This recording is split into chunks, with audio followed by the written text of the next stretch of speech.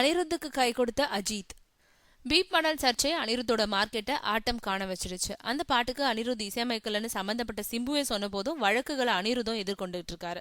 அதோடு இது காரணமா அனிருத்தை தன்னோட படத்துக்கு இசையமைக்க வச்சா பாதிப்பு ஏதாவது ஏற்படுமோன்னு முன்னெச்சரிக்கை நடவடிக்கையா தன்னோட புதிய படத்துல அவருக்கு வாய்ப்பு கொடுக்கறத தவிர்த்துட்டாரு தனுஷ். அதே மாதிரி சூர்யாவோட எஸ்திரி படத்துக்கு இசையமைப்பார்னு எதிர்பார்க்கப்பட்ட அனிருத் இப்போ அந்த படத்துலயும் இல்ல.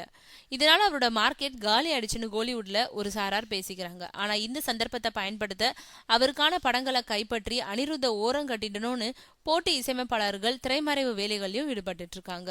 ஆனா இந்த நேரத்துல அபிமானிகளால கைவிடப்பட்ட அனிருத்துக்கு அஜித் கை கொடுத்திருக்கிறதா சொல்றாங்க. வேதாளம் படத்துல அவர் கொடுத்த ஆலுமா டோலுமா பாடல் இப்ப வரைக்கும் இளவட்ட ரசிகர்கள் ஆர்வத்தோட ரசிச்சிட்டு இருக்கிறதுனால அவர் திறமைய மதிச்சு மீண்டும் கை கொடுத்திருக்காரா அஜித். இதையடுத்து ஏற்கனவே கத்தியில விஜய்க்கு சூப்பர் ஹிட் பாடல்களை கொடுத்த அனிருத் அவரோட புதிய படத்தை கைப்பற்ற பேச்சுவார்த்தையில ஈடுபட்டிருக்கிறதா இன்னொரு செய்தியும் கசிஞ்சிருக்கு.